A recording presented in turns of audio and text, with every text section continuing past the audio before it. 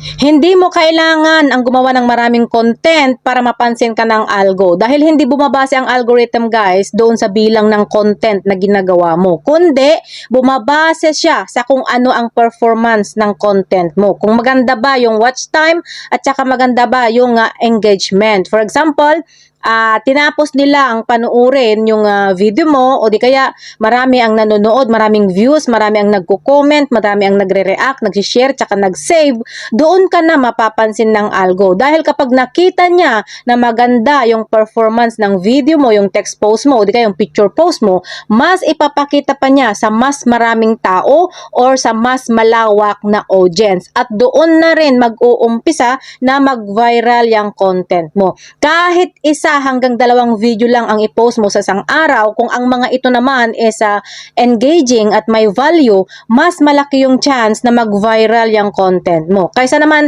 mag-post ka ng 5 hanggang 10 na video sa isang araw, kung wala naman itong value or hindi naman siya engaging o di kaya low quality, useless lang, walang mangyayari. Dahil mas lamang pa rin ang quality over quantity. Kaya sikapin po natin ang gumawa ng mga valuable and engaging content para mas malaki yung chance na mapansin tayo ng algorithm ni Facebook.